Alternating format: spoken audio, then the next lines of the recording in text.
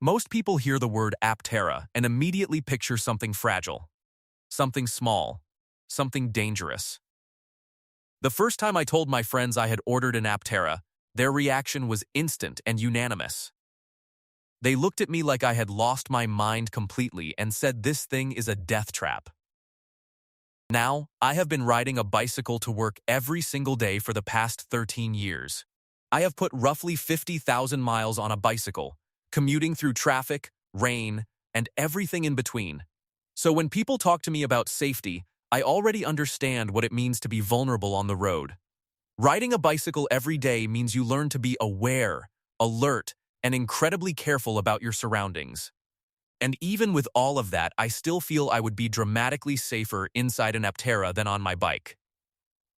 But the bigger question here is not just whether it is safer than a bicycle, because of course it is. The real question is whether the Aptera is actually safer than people assume when they look at it. And I believe the answer is yes. And I want to walk you through exactly why that is. When most people see the Aptera for the first time, they notice how light and aerodynamic it looks. It has this almost insect-like appearance, sleek and narrow, and people immediately assume fragile must mean dangerous. That assumption feels logical on the surface, but it completely falls apart once you look at the actual data. Aptera released a photo recently showing the vehicle parked right next to several Tesla Model 3s, and when you see it sitting there in comparison, it is genuinely not as small as most people imagine. There is also what appears to be a Mini Cooper in that same photo, and the Aptera holds its own. The weight of the Aptera sits somewhere between 1,800 and 2,000 pounds depending on your battery configuration. That means nearly every other vehicle on the road is going to be 50 to 100% heavier. Some trucks and SUVs are going to be even more than that, sitting at 2 or even 3 times the weight. Now here is where most people stop thinking and just assume heavier automatically means safer, and that logic is flawed. Yes, in a perfect head-on collision between two vehicles, the heavier one is going to transfer less energy to its occupants. That part is true, and I am not going to pretend physics does not exist, because it absolutely does. But here is the thing that most people completely overlook when they make that argument about vehicle weight and safety. The type of collision where vehicle mass matters most, a direct head-on crash, only represents about 2.7% of all accidents.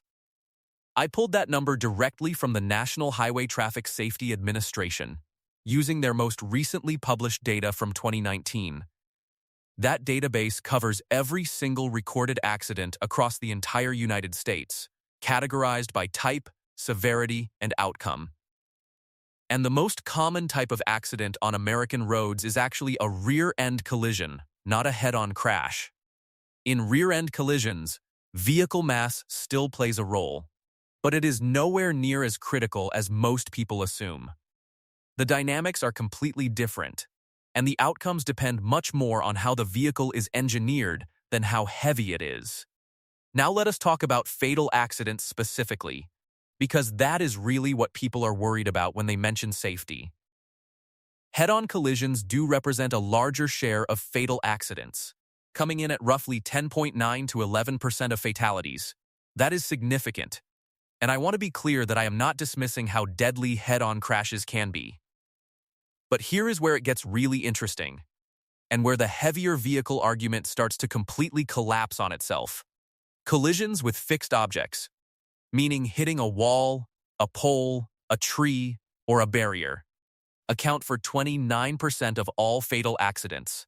That is nearly 30% of deadly crashes where the other vehicle's mass is completely irrelevant, because there is no other vehicle. And in those crashes, being in a heavier vehicle actually works against you in a very real and measurable way. A heavier vehicle carries significantly more kinetic energy, and when you hit a fixed object, all of that energy has to go somewhere. It does not disappear, it does not vanish, it transfers directly into the vehicle structure and ultimately into the people sitting inside it. So when you run the actual numbers, a heavier vehicle helps you in roughly 11% of fatal crash scenarios, and that same heavier vehicle actively hurts you in roughly 29% of fatal crash scenarios involving fixed objects. The math does not support the idea that heavier automatically means safer, not even close to supporting it. There is a crash test video that I think perfectly illustrates this point better than any statistic ever could on its own. It compares a 1959 Chevrolet Bel Air against a 2009 Chevrolet Malibu in a controlled head-on collision test. The Bel Air weighed approximately 3,500 pounds, and the Malibu came in at around 3,400 pounds. These two vehicles are almost identical in weight, separated by only about 100 pounds in the overall comparison. By the old logic, this should be a completely even crash where both drivers experience roughly the same level of danger. But that is not what happened at all, and watching this crash test is genuinely one of the most eye-opening things you can do. Both cars end up looking like crumpled, mangled metal in the aftermath, which is exactly what you would expect from a serious collision. But the way that damage is distributed, the way the energy moves through each vehicle, is completely and dramatically different. In the 1959 Bel Air, the steering column drives straight back into the driver's chest with enormous and unforgiving force. The driver's space collapses, the cabin intrudes, and the person sitting in that seat has almost no survivable space remaining. In the 2009 Malibu, the crumple zones activate exactly as engineered, absorbing and redirecting the energy away from the passenger compartment. The driver's cell remains largely intact, the airbags deploy correctly, and the person inside has a genuine chance of surviving that crash. Same weight, same collision speed, completely different outcome based entirely on how the vehicle was designed and built. This is the core principle that everyone needs to understand before they make any judgments about a vehicle based purely on its size. Safety is not about how heavy your car is. It is fundamentally about how intelligently that car manages and dissipates crash energy. So now let us talk about the Aptera specifically and why its construction actually gives it some remarkable safety advantages. Modern vehicle safety engineering is built around two core ideas working together in every crash situation without exception. The first idea is crumple zones, sections of the vehicle designed to absorb energy by deliberately collapsing in a controlled and predictable way. The second idea is the passenger safety cell, a rigid and protected compartment built to keep the occupants safe from intrusion. You want the crumple zones to sacrifice themselves so the safety cell does not have to absorb that energy instead. The Aptera is built from fiber-reinforced polymer composites, and that material changes the entire conversation about energy dissipation completely. Research into these composite materials shows they can dissipate approximately 4 to 5 times more energy than traditional steel or aluminum construction. That is not a small improvement. That is a 400 to 500% improvement in how much crash energy the material can handle. And because composite materials are roughly 8 to 10 times stronger than steel by weight, the passenger safety cell becomes extraordinarily robust. You get a vehicle that is dramatically lighter than a steel car, but significantly stronger in the areas that matter most for survival.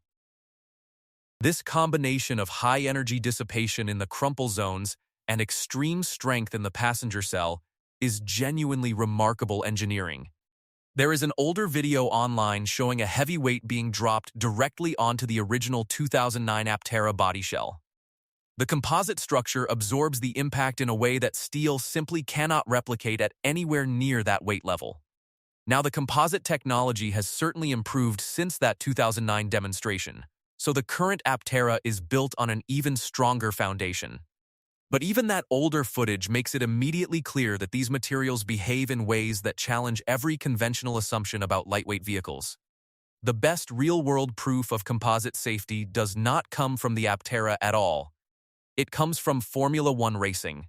Formula One cars are constructed almost entirely from advanced composite materials, and the crashes those drivers survive are genuinely shocking to watch. There have been accidents in Formula One that look completely unsurvivable from the outside, cars torn apart at hundreds of miles per hour.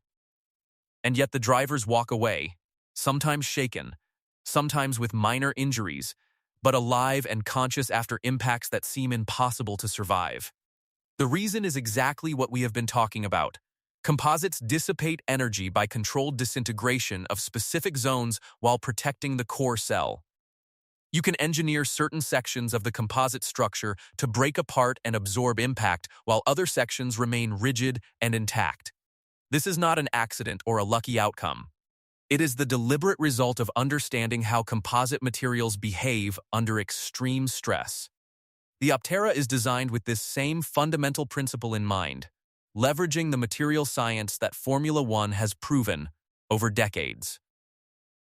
Now, beyond the material, there is one more factor that most people never think about when they evaluate the Aptera's safety potential. And that factor is shape. Because the geometry of a structure has an enormous influence on how strong and resistant it is.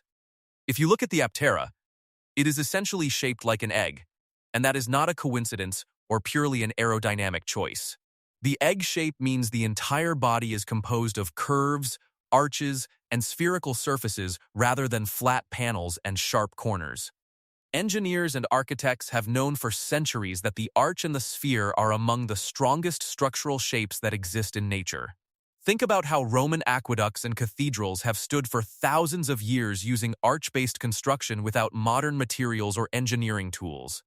The arch distributes load across the entire structure rather than concentrating stress at a single vulnerable point that can fail catastrophically. When you apply that principle to a vehicle body made from advanced composite materials, you get something that is structurally exceptional by almost any measure. The Aptera benefits from material strength, energy dissipation characteristics, and geometric structural efficiency all working together simultaneously in every panel. No single flat panel exists to buckle under impact. No sharp corner exists to concentrate and amplify stress at a localized point. Every curve in that body is actively contributing to the overall structural integrity of the vehicle in ways a conventional boxy car cannot match. So when someone looks at the Aptera and says it looks fragile, they are judging it entirely on visual intuition rather than actual engineering. And that visual intuition, while understandable, is simply not supported by the material science, the geometry, or the physics involved. Now I want to be honest about something, because honesty is more valuable here than simply trying to make the Aptera sound perfect. We do not yet have official crash test data from NHTSA or any other regulatory body specifically for the Aptera vehicle. That data will come once the vehicle reaches production and goes through the standard testing process that every road-legal vehicle must complete. And when that data comes out, it will tell us definitively how the real-world safety performance compares to what the engineering suggests. But based on everything we know about the materials, the geometry, the design philosophy, and the technology behind the Aptera, the picture looks genuinely promising. The combination of composite construction, crumple zone engineering, a strong passenger safety cell, and an arch-based body shape is not a weak foundation. It is actually a remarkably sophisticated approach to vehicle safety that happens to result in a much lighter and more efficient vehicle. The weight disadvantage in head-on collisions is real. I am not going to pretend otherwise. Because physics is physics, and mass matters. But that disadvantage only applies to a small fraction of total accidents, and an even smaller fraction when you factor in fixed object fatalities. And in every other aspect of crash safety, the Aptera's construction may actually give it advantages that heavier conventional vehicles simply cannot match.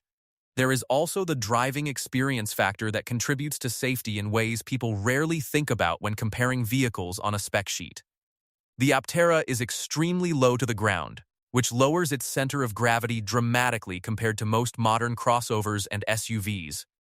A lower center of gravity means it is far less likely to roll over in emergency maneuvers or sudden lane changes at speed. Rollover accidents are another significant category of fatal crashes, and vehicle height and center of gravity play a major role in those outcomes. The narrow frontal profile of the Aptera also reduces the likelihood of it being the vehicle that initiates a side-impact collision with another car. And its aerodynamic shape means it creates significantly less drag-induced instability at highway speeds compared to conventional boxy vehicle designs. These are passive safety advantages that exist simply because of how the Aptera is designed to move through air and interact with the road. Active safety technology is also a growing part of the Aptera story, with the vehicle designed to incorporate modern driver assistance systems throughout. Cameras, sensors, and proximity detection systems all contribute to avoiding accidents before they happen, which is ultimately the best form of safety available. The safest crash is always the one that never happens at all, and modern driver assistance technology is genuinely excellent at preventing collision scenarios. When you combine crash avoidance technology with the inherent structural advantages of composite construction and egg-shaped geometry, the safety picture improves considerably. I started this whole conversation by mentioning that my friends called the Aptera a death trap, based entirely on how it looks. And I understand that reaction completely. Because it does look unconventional. It looks light. It looks unlike anything else on the road today. But looks are genuinely one of the worst possible ways to evaluate vehicle safety in the modern era of advanced materials and engineering. A 1959 Chevrolet Bel Air looked enormous, heavy, and indestructible sitting on the road. And it was absolutely lethal in a collision. A modern composite racing car looks almost impossibly fragile and delicate, and it routinely saves drivers from impacts that should be unsurvivable by any reasonable standard. The relationship between appearance and safety has been broken for decades, and the Aptera is simply the latest and most dramatic example of that truth. What actually keeps you safe is not how much your vehicle weighs or how intimidating it looks sitting next to another car at a traffic light. What keeps you safe is how intelligently your vehicle manages energy, protects its occupants, and uses every available engineering advantage to your benefit. The Aptera checks those boxes in ways that its unconventional appearance makes easy to underestimate and surprisingly difficult to immediately appreciate on first glance. I genuinely believe that when official crash test results do eventually come in, a lot of people are going to be very surprised.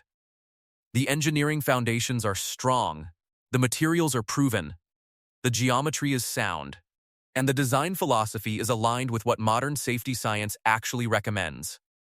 This vehicle was not designed by people who were ignoring safety to chase efficiency.